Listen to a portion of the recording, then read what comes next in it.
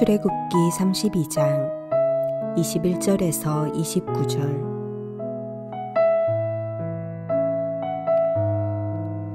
모세가 아론에게 이르되 이 백성이 당신에게 어떻게 하였기에 당신이 그들을 큰 죄에 빠지게 하였느냐. 아론이 이르되 내 주여 노하지 마소서. 이 백성의 악함을 당신이 아나이다. 그들이 내게 말하기를 우리를 위하여 우리를 인도할 신을 만들라. 이 모세 곧 우리를 애굽 땅에서 인도하여 낸 사람은 어찌 되었는지 알 수 없노라 하기에 내가 그들에게 이르기를 금이 있는 자는 빼내라 한즉 그들이 그것을 내게로 가져왔기로 내가 불에 던졌더니 이 송아지가 나왔나이다. 모세가 본즉 백성이 방자하니 이는 아론이 그들을 방자하게 하여 원수에게 조롱거리가 되게 하였음이라. 이에 모세가 진 문에 서서 이르되 누구든지 여호와의 편에 있는 자는 내게로 나아오라 하매 레위 자손이 다 모여 그에게로 가는지라. 모세가 그들에게 이르되 이스라엘의 하나님 여호와께서 이렇게 말씀하시기를 너희는 각각 허리에 칼을 차고 진 이 문에서 저 문까지 왕래하며 각 사람이 그 형제를 각 사람이 자기의 친구를 각 사람이 자기의 이웃을 죽이라 하셨느니라. 레위 자손이 모세의 말대로 행하매 이날에 백성 중에 3,000명가량이 죽임을 당하니라. 모세가 이르되 각 사람이 자기의 아들과 자기의 형제를 쳤으니 오늘 여호와께 헌신하게 되었느니라. 그가 오늘 너희에게 복을 내리시리라.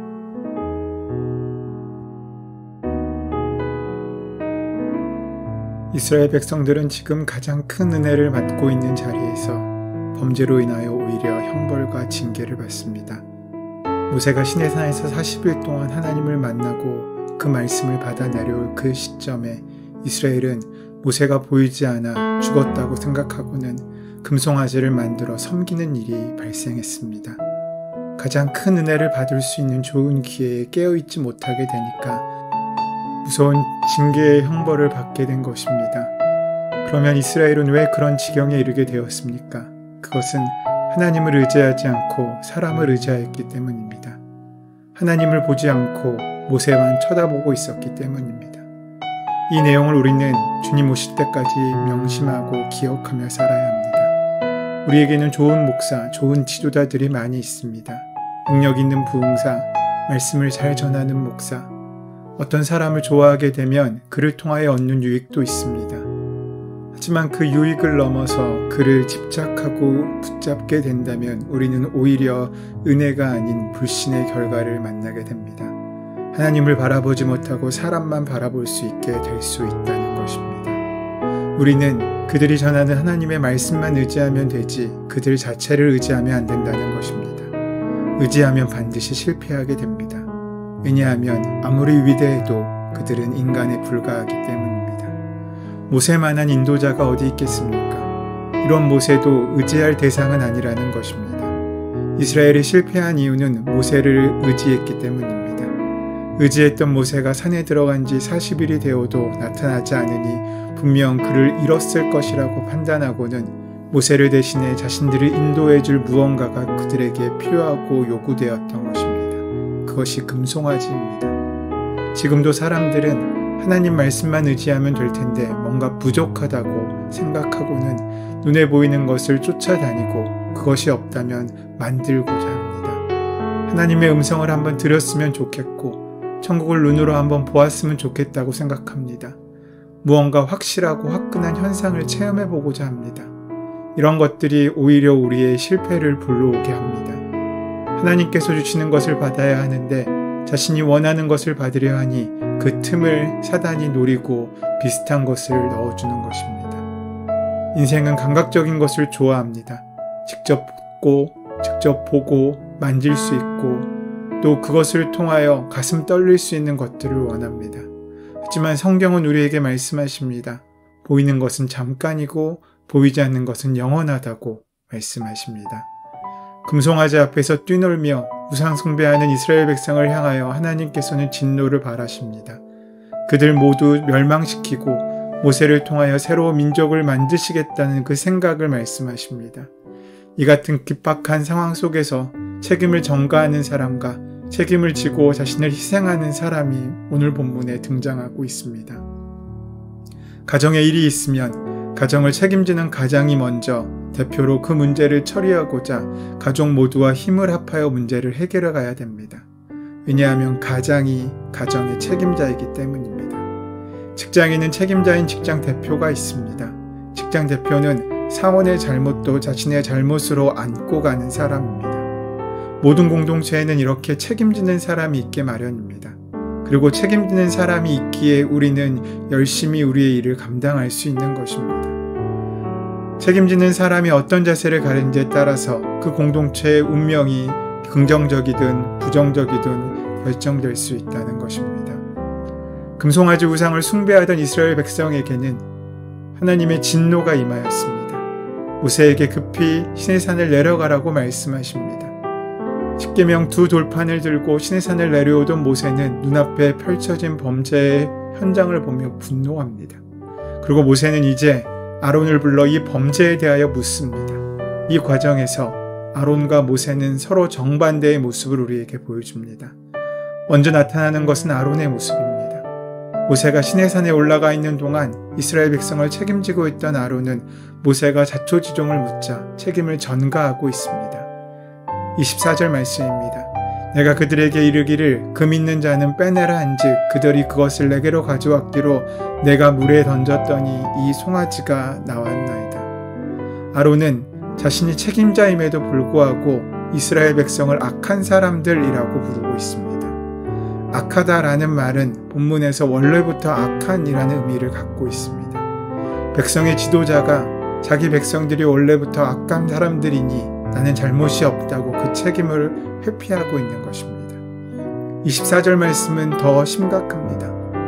금을 불에 던졌더니 금송아지가 나왔다고 말합니다.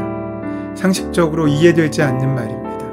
결론적으로 우상 숭배의 현장은 이스라엘이 원래부터 악했기 때문에 저지른 이스라엘 백성들의 죄이며 불에서 금송아지가 저절로 나왔기 때문에 아론은 자기에겐 아무런 잘못이 없다고 이야기하고 있는 것입니다. 이것은 책임자가 할 수 있는 말이 아닙니다.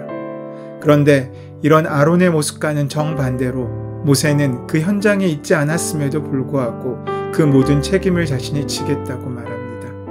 32절 말씀입니다. 이제 그들의 죄를 사하시옵소서. 그렇지 아니하시면 원하건대 주께서 기록하신 책에서 내 이름을 지워버려 주옵소서.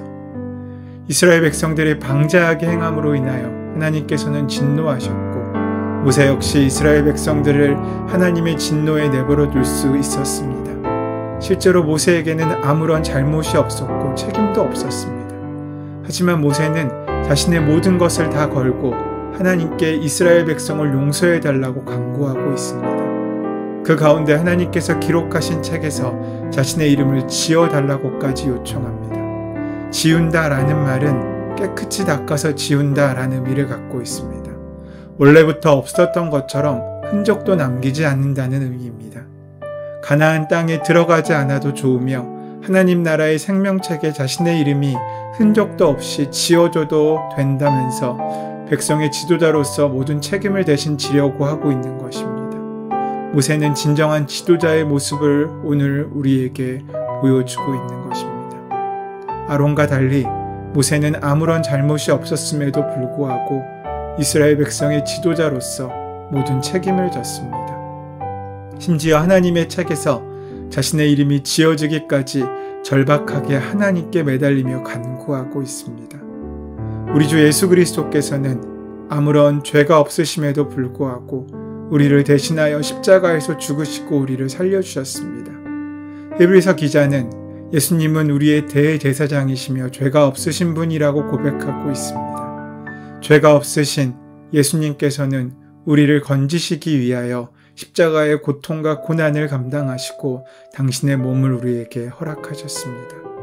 바울 사도의 고백과 같이 예수님은 아무런 죄가 없으심에도 불구하고 우리의 죄를 대속하시기 위하여 십자가의 죽으심으로 우리의 구원을 확증시켜 주신 것입니다. 그 놀라운 주님의 십자가의 대속의 사랑은 우리에게 당연히 주어진 것이 아닙니다. 예수님의 사랑으로 말미암아 예수님이 기꺼이 그 모든 책임을 감당하심으로 우리에게 주어진 것입니다.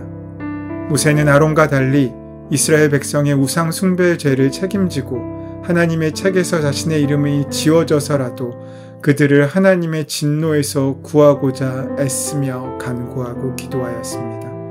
또한 우리 주 예수 그리스도께서는 아무런 죄가 없으시며 하나님과 동등하신 분이심에도 불구하고 죄인인 나를 위하여 대신 책임을 지셨고 죽임을 당하셨습니다.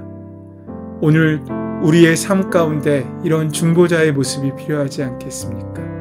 오늘 우리도 모세와 예수님을 닮아서 다른 사람의 삶을 판단하고 정죄하는 자가 아니라 책임지고 중보하는 중보자가 되어야 할 것입니다. 우리 가정을 내가 책임지며 기도하고 우리 나라와 민족과 세계 선교를 위해 내가 기도하고 우리 교회를 위해 내가 기도함으로써 우리 주님을 닮아가는 제자의 삶이 우리의 인생 가운데 시작돼야 되지 않겠습니까? 오늘 주님께서는 그렇게 아론이 아닌 모세의 기도를 들으시고 응답하십니다. 오늘 그 기도를 귀하게 드리는 복된 하루를 사시게 되기를 소원하고 축원합니다. 은혜의 주님, 우리의 책임을 전가하는 자가 아니라 사랑을 위하여 열매를 위하여 기꺼이 그 책임을 감당하는 하나님의 참된 제자로서의 삶을 살아갈 수 있도록 인도하시고 함께하여 주시옵소서. 우리 주 예수 그리스도의 이름으로 기도드립니다. 아멘. 이제 오늘 허락하신 말씀을 깊이 묵상하심으로 오늘 나에게 주시는 말씀으로 만나시기 바랍니다. 우리의 삶의 모든 문제와 간구를 하나님께 온전히 맡기시고 함께 기도하는 시간 가지도록 하겠습니다.